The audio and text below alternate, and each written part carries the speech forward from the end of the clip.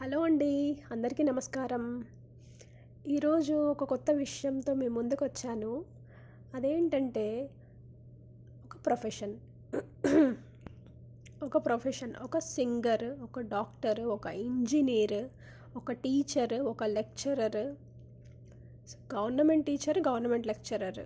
So, మనకి ఒక police officer ఇట్లా డిఫరెంట్‌గా ఒక లాయర్.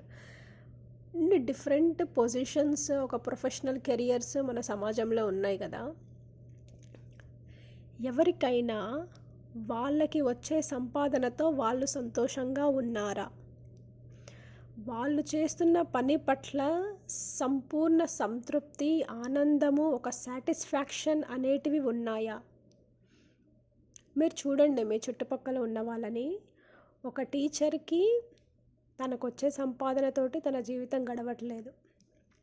గడవలేకపోతుంది. ఈ రోజులలో ఖర్చుల కారణంగా, మన ఆశల కారణంగా, నిజానికి పెరిగిన ఇన్ఫ్లేషన్ కారణంగా, పెరుగుతున్న ఖర్చుల కారణంగా.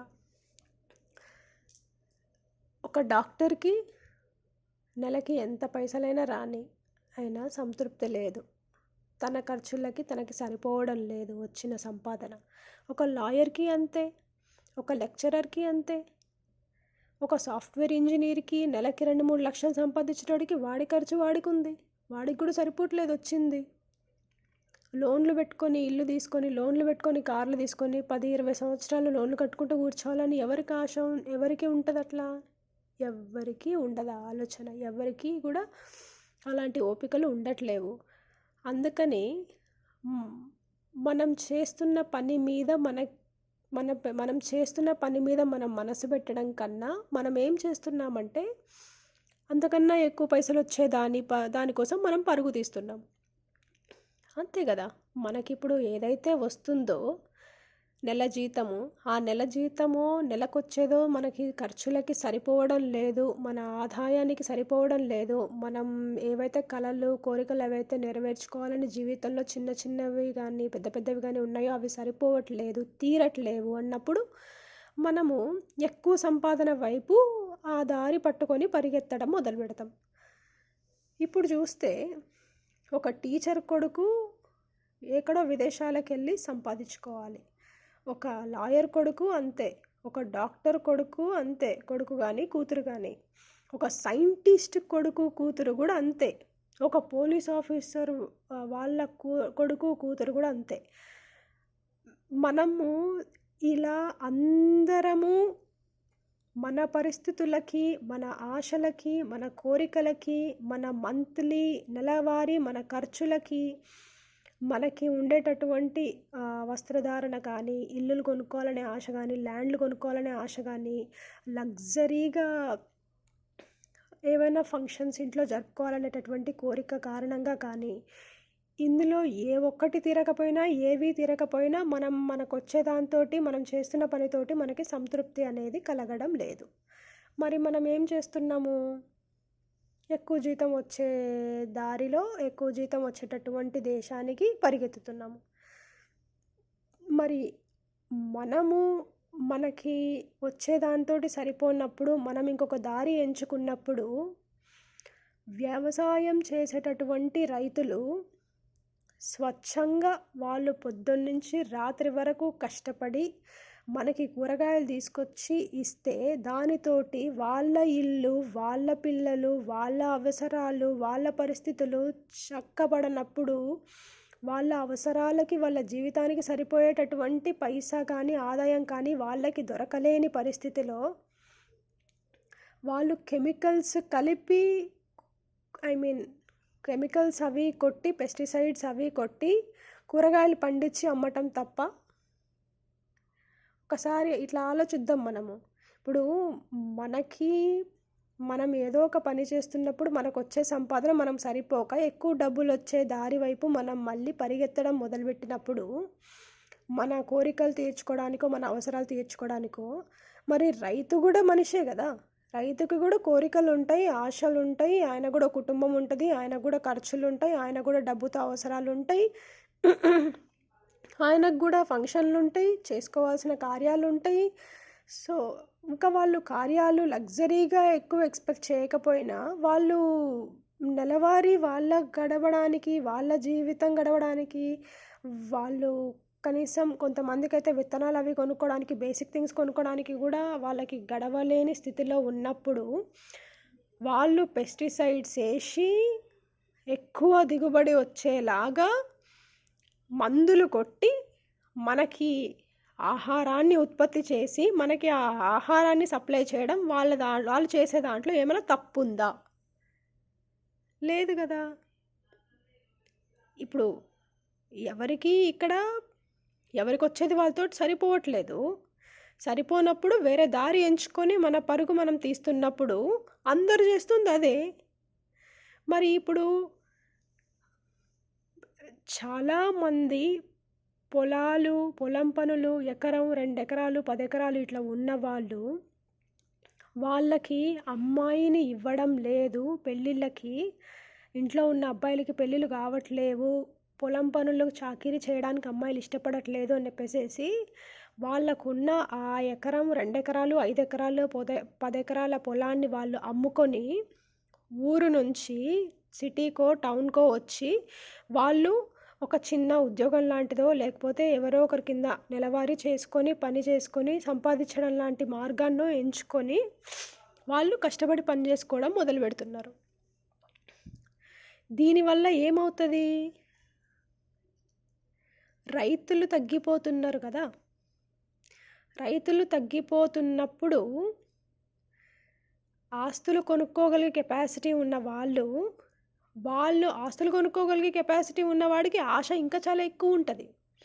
అట్లాంటి వాళ్ళ చేతిలో ఇంకా ఎక్కువ ఎకరాలు ఉంటే ఇంకా ఎక్కువ ఆదాయం వచ్చే తీరుగా ఇంకెక్కువ కెమికల్స్ వచ్చే తీరుగా ఎట్లా పండిస్తే వస్తాయా అనే ఉద్దేశంలో వాళ్ళు ఇంకా విషపుతో నిండిపోయిన కెమికల్స్తో నిండిపోయిన ఆహారాన్ని పండించి మనకి పెడతారు. కానీ మన మంచి బాగు కోసం మన ఆరోగ్యాల కోసం ఇప్పుడు ఎవరూ కష్టపడేటటువంటి పరిస్థితి లేదు.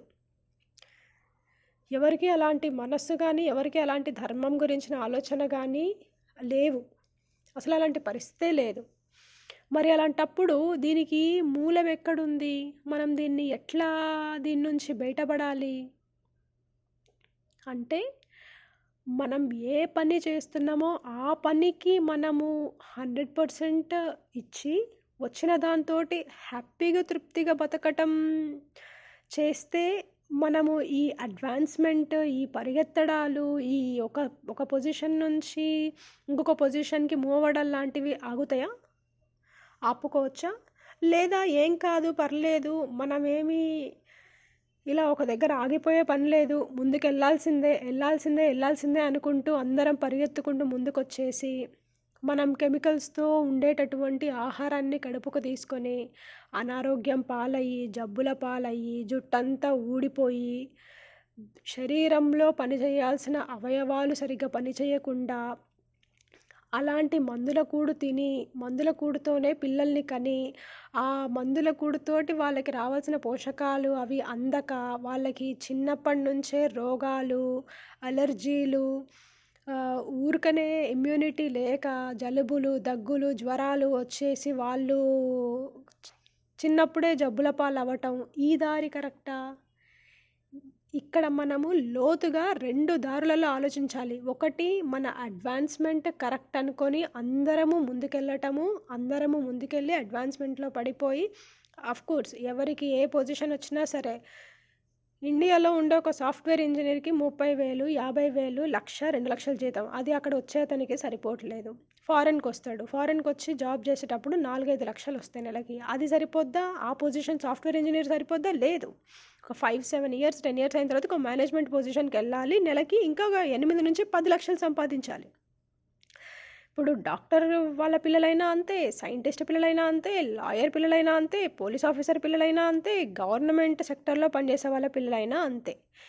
ఎవరి పిల్లలైనా సరే వాళ్ళు ఇట్లనే ఆలోచించి, తల్లిదండ్రులు ఇట్లనే ఆలోచించి ఆశించి పంపడం లాంటిది చేస్తున్నారు. మనం ఆ పరుగులో పడి ముందుకెళ్ళిపోతూనే ఉన్నాం పిల్లలుగా. మన కళలు కూడా మనం నెరవేర్చుకోవటం కోసం. మరి ఇప్పుడు ఈ పరుగులో ఇట్లనే ఫాస్ట్గా వెళ్ళిపోయి ఏం కాదులే కొంచెం కెమికలైజ్డ్ ఫుడ్ అయితే ఏంటి తినొచ్చులే అని అనుకొని మనం ముందుకెళ్ళడం కరెక్టా? ఇప్పుడు ఒక చిన్న ఎగ్జాంపుల్ చెప్తా. కొంచెం కెమికలైజ్డ్ ఫుడ్ అయితే ఏంటండి తినొచ్చు గదా! ఏం సమస్య అని అంటారేమో. అట్లా ఆలోచించడంలో గూడా ఎంతవరకు కరెక్ట్, ఎంతవరకు కరెక్ట్ కాదనేది అది ఇండివిడ్యువల్‌గా మనకంటూ ఒక శరీరం, మనకంటూ ఒక అస్తిత్వం, మనకంటూ ఒక బుద్ధి, జ్ఞానం ఇచ్చినప్పుడు అది మనం తీసుకోవాల్సిన డెసిషన్.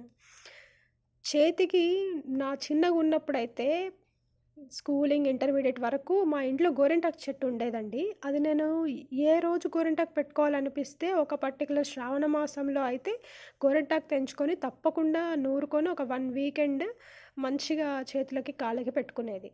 ఇప్పుడు మనకి గోరింటాకుకి బదులు గోరింటాకు అంటే ఇప్పుడు అదంతా ప్రాసెస్. ఆకు తెంపటము, దాన్ని కడగటము, దాన్ని రుబ్బటము, చేతులకు పెట్టుకోవటము, చేతులకు పెట్టుకున్న తర్వాతకి వేటికి తగలకూడదు, నా చెంపలకి తగలకూడదు, ఎటు తగలకూడదు, అవి కలర్ పండిపోతాయి, బండలకి తగలకూడదు, అట్లా ఇట్లా రూల్స్ అండ్ రెగ్యులేషన్స్. సో, దానికి చాలా పెద్ద మెయింటెనెన్స్. ఇప్పుడు అంత టైం గూడా లేదు. ఆకు తెంచుకొని, నూరుకొని, పెట్టుకొని చేసుకునేది. కోన్‌లొచ్చినాయి మనకి. మెహందీలొచ్చినాయి. మెహందీలేంటి? అవి ఆల్రెడీ చేసి పెట్టేసుంటాయి. మెజారిటీ మెహందీస్ కెమికలైజ్డ్ ఉంటాయి. అవి ఆల్రెడీ చేసి పెట్టి ఉండి, వాటి కలర్ ఇవ్వడానికి మనం ఎప్పుడు పెట్టుకున్నా సరే కెమికలైజ్డ్ ఉంటాయి. ఆ కెమికలైజ్డ్‌వి మనం తెచ్చుకొని చేతులకు వాడుతున్నాము. అదే గోరింటాకు తెంచి, గోరింటాకు మిక్సీకి బట్టి ఫ్రిడ్జ్‌లో బెట్టో, బయట బెట్టో ఒక నెల తర్వాతకి, 2 నెలల తర్వాతకి వాడండి అది కలర్ ఇస్తదా? కలర్ ఇయ్యదు గదా! మరి నెల న్యాచురల్‌గా వచ్చేది మనకి వారం రోజుల తర్వాతకే మీరు గోరింటాకు పెడితే కలర్ రాదండి చేతికి. 3, 4 రోజుల తర్వాతకి పెట్టినా కూడా కలర్ రాదు. ఆకు తెంపి, నూరి 3 రోజుల తర్వాతకో 4 రోజుల తర్వాతకో వాడితే. తెంచిన రోజో, రెండో రోజో, మహా అయితే మూడో రోజు కూడా నాకు తెలీదు వస్తుందో రాదో కలర్. అంటే న్యాచురల్‌గా ఇచ్చేది ఏదైనా సరే అది అప్పటికప్పుడు 1 డేనో, 2 డేనో, మ్యాక్సిమం 3 డేస్‌లోనో దాన్ని ప్రభావం అనేటిది ఉంటది. మనం ఇప్పుడు దాన్ని లాంగ్ టర్మ్‌లో దాని ఎఫెక్ట్ మనకి కనిపించాలి అనంటే, మనము మెహందీ చూసుకుంటే, కోన్స్ చూసుకుంటే, దాంట్లో కెమికల్ కలిపి, అప్పుడు మెహందీ పౌడర్ తోటి ఒక లిక్విడ్ మిక్స్ చేసి, అది ఇది 2 కలిపి వేస్తే, అది మనకి లాంగ్ టర్మ్‌లో మనము డిజైన్స్ వేసుకోవడానికి ఉంటది. ఇప్పుడు లాంగ్ టర్మ్‌లో మనకి దాని ఎఫెక్ట్, ఆ కలర్ ఎఫెక్ట్ రావాలి అనంటే కెమికల్ కలుస్తుంది కదా! కాకపోతే అది ఎక్స్‌టర్నల్ యూసేజ్ గాబట్టికి పెద్ద ప్రాబ్లమ్ ఉండదు. అదే ఇప్పుడు మనకి లాంగ్ టర్మ్ ఎఫెక్ట్‌లో మనకి మిగిలే ఫుడ్ అంతా ఏం కలవాలి? కెమికల్ కలవాలి. కెమికల్ కలిస్తే మనకి లాంగ్ టర్మ్‌లో ఉంటది.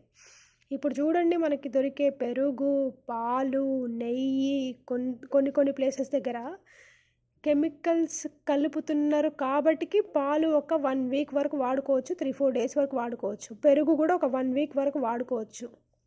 ఇప్పుడు వ్యవసాయం ఎవరు చేయడం లేదు గదా! మనకి రోజు పాలు కావాలి, రోజు పెరుగు గావాలి. ఎక్కడి నుంచి తేవాలి? ఎవరెందుకు తీసుకురావాలి? అయినా మన ఆశలకి, మన కోరికలకి, మనం చేసే పనికి సంతృప్తి లేదు, మనకి టైము లేదు. అలాంటప్పుడు మనం కెమికల్‌వి తినటంలో తప్పు లేదు కదా! కెమికల్ పాలు తాగటంలో తప్పు లేదు. మన మొఖానికైనా అదే గతి లెండి. కెమికల్ పాలు తాగటంలో తప్పు లేదు. అవే తీసుకోవాలి, ఇంక తప్పదు. కెమికల్ పెరుగు తినాలి, అది తప్పు లేదు. కెమికల్ తోటి నెయ్యి తినాలి, అది తప్పు లేదు. మనము దీన్ని ఆపాలి అని అనుకుంటే అది మన చేతిలో ఉంటది. లేదు, మన ఈ అడ్వాన్స్‌మెంట్, ఈ పరుగు కొత్తగా ఏదో ఒకటి కనిపెట్టాలి, వచ్చేదానితోటి మనకి కాదు, మనకింకా కొత్తగా ఏదోటి కావాలి అనేటటువంటి సాటిస్ఫాక్షన్ లేని వర్క్ అయినా, సాటిస్ఫాక్షన్ లేని జాబ్ అయినా మనల్ని చివరికి జబ్బుల పాలే చేస్తది. మీరొకసారి ఆలోచించండి ప్రశాంతంగా కూర్చొని. మనం ఏం చేస్తున్నాము? మనకేం కావాలి? మనకు ఏమొస్తుంది? మనకి బ్యాంక్ అకౌంట్‌లో నెలకి పడేటటువంటి జీతం ముఖ్యమైనదా? మన శరీరం ముఖ్యమైనదా మనకి అనేటటువంటి ఆలోచన, ఒక కన్క్లూజన్, ఒక డెసిషన్ అది మనమే తీసుకోవాలి. కొంతమందికి ఒక్కొక్కసారి ఎండలో మనం వెళ్ళినప్పుడు ఎండ దెబ్బ కొద్దిగా ఎండ ఎక్కువ ఉన్న రోజు కళ్ళు తిరిగినట్టు అవుతుంది. కళ్ళు తిరిగినట్టు అనిపించిన రోజు, కళ్ళు తిరగడం స్టార్ట్ అవుతున్నప్పుడు కొన్ని క్షణాలలో మనము లెమన్ వాటరో లేకపోతే కొబ్బరి నీళ్ళో తీసుకుంటే అది తెలుసా అసలు ఇన్స్టెంట్‌గా మనం తాగిన 2 నిమిషాలకే మన బాడీలో చేంజ్ కనిపిస్తది. అంటే అంత తక్షణమైన ఎఫెక్ట్ ఉంది మన బాడీకి మనం కడుపులోకి పంపించే దాని కారణంగా. మరి మనము తింటున్న ఆహారం అనేటిది స్వచ్ఛమైనదా కాదా అని చూసుకునేటటువంటి ఆలోచన, ఆ అవసరము లేదు అని ఎందుకు ఆలోచిస్తున్నాం మనము? అరే మన శరీరం మనకి చాలా ముఖ్యం కదా! మనం కనీసం పనులు చేసుకోవాలన్నా, ఏం చేసుకోవాలన్నా, కనీసం మనం ప్రశాంతంగా ఉండాలన్నా, తిండి తిని నిద్రపోవడం అయితే బేసిక్ గదా మనకందరికీ. అవి బేసిక్ థింగ్స్ సరిగ్గా ప్రాపర్‌గా పనిచేయాలన్నా సరే మనకి శరీరం ముఖ్యం కదా! మరి మన శరీరం గురించి మనకి పట్టించుకోలేని సమయం లేని స్థితికి మనం ఎందుకు పరిగెత్తుతున్నాము? అందరూ ఒకసారి ప్రశాంతంగా కూర్చొని ఆలోచించండి.